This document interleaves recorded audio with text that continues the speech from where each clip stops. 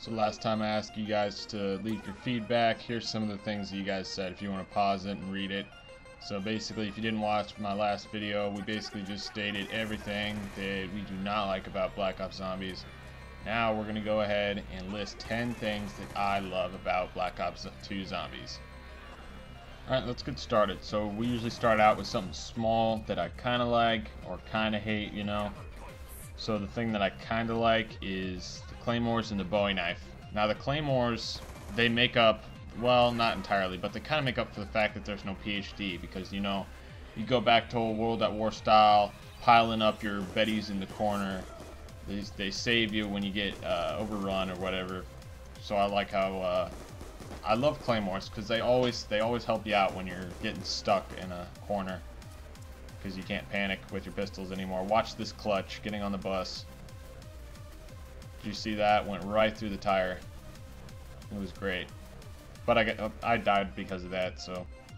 So number 9. Number 9 is double tap. Double tap was an amazing perk before, even better now.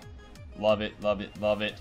If you don't know what happened to double tap, it basically doesn't shoot as faster as it did, which kind of sucks, but they did make up for that. They actually gave you a little bit of stopping power when you buy double tap, so your guns actually, it's also a little bit stronger, so it's like a mini pack-a-punch in the form of a perk. I love double tap in this game.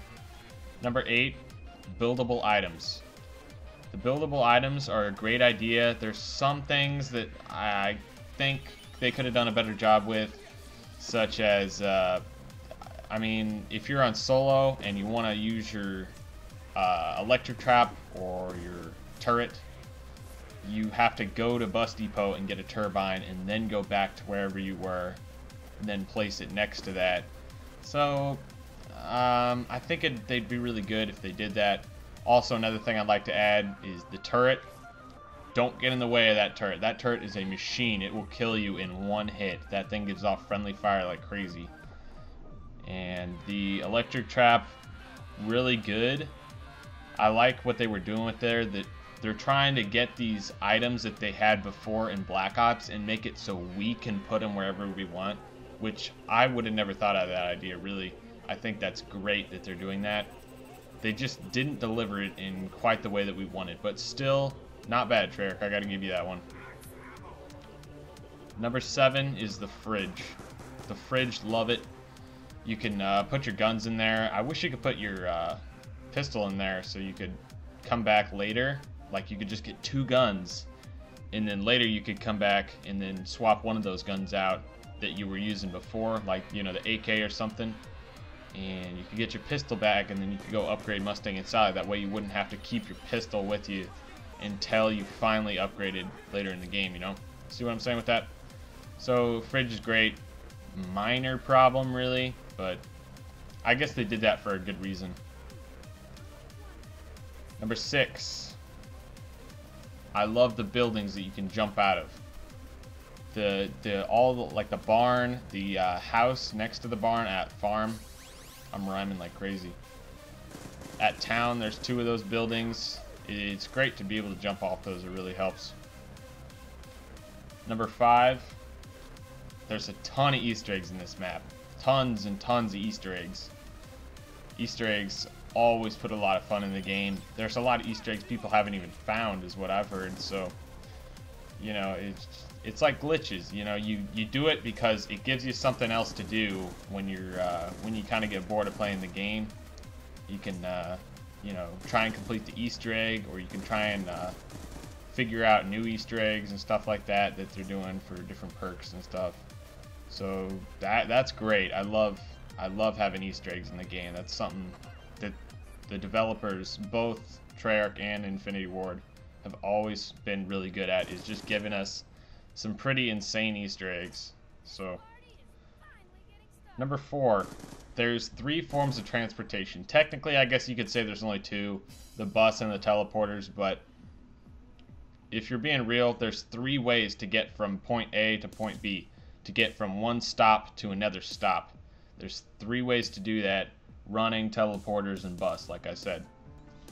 I especially think that teleporters are really helpful. Even though you don't know where you're going, it can get you out of a lot of trouble. I mean, if if you're at one place you need to get to other, heck, just jump in the teleporter, see where you go, and run from there. That's what I do. Works for me. Number 3 is Tombstone. Tombstone, it doesn't make up for the 3 perks that we lost. It definitely doesn't, but it's still a great addition. I love having Tombstone here in multiplayer. Trust me, they don't, or not multiplayer, co-op, I should say, but they don't need a help out co-op. Co-op's already easy as it is. It's kind of the opposite in Black Ops. Black Ops Solo was a lot easier, but I kind of think Tranzit Green Run is kind of hard in this game. Not really hard, it's just kind of hard to start. That's about it. So I usually buy Quick Revive. I mean, I never had before. I just never saw the point of it, but my strategy for you guys is I would just buy Quick Revive at the beginning of the game. Before you buy Jug at the beginning, when you first turn power on, just down yourself, get up, buy Jug, and move on with your day. Get all 4 of the perks besides Quick Revive. Because I've come to figure out Quick Revive, it's not really that great unless you're on a small map and you have monkeys, because then you can just throw a couple monkeys and get all your perks back right away. And it's like nothing ever happened as long as you got enough points. But on Transit, that's just not going to happen. You're just going to have to survive the rest of the round without your perks unless you're right by Jug and stuff. So, yeah, that's all I got to say on that. Number 2, this map is wide open. This map is so unlike Shangri-La. Shangri-La was a nightmare. Varrock was a nightmare. It's called Varroot. You're saying it wrong. Called it Varrock since day 1. So Varrock and Shangri-La were pretty challenging because it's hard to run around on those maps. But this map is great to run around, so I like it. I like being able to run. I also like being able to camp. When are they going to get that feature back, being able to camp? I guess they gave us the electric barriers and stuff. But like I said, those things will kill you, and you have to like pick up your turbine and stuff to try and actually pick one up, and it's frustrating. Yeah, what can I say? I hate getting killed by things that aren't zombies. That is exactly why we need PhD. Just put PhD back in the game. You don't even have to make it so we can explode ourselves and stuff. Just make it so I can't get killed by the fire, I can't take falling damage, and I can't get killed by the turret or the electric barriers. That's all I'm asking for. I'd pay 2,000 for that. That'd be a great perk. Just nerf it a little bit and put it back in the game. I mean, I guess that's the least you can do. It was a pretty overpowered perk, but I liked it. You can make it hard in other ways than taking out PhD.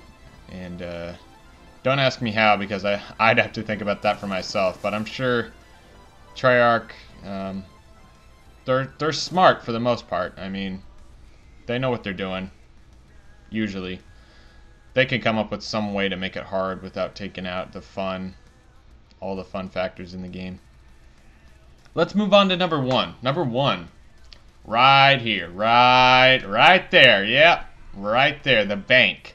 The bank. Love that idea. The only thing, you know, people say, well, it doesn't make it fair, you know, you're really not starting out the game with all the same, on the same playing field. It's not fair. Like, it just depends on how much money you have in your bank. And yeah, I guess it's true, but it's just nice being able to throw money in there. Like, I probably got a couple $100,000 in there, so it's great. I love filling that thing up. It gives you something to do with your money on the high rounds when you got a whole bunch of money and you just don't have anything to do with it. So those are the things that I like about this game. Hope you guys enjoyed the video. Share with me down below what you love. And that's about it. Love you. Bye.